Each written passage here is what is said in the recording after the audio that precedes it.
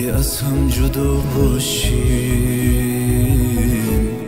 حال من خیلی بد میشه. نمیدونم میتونی تو بمونی تو همیشه.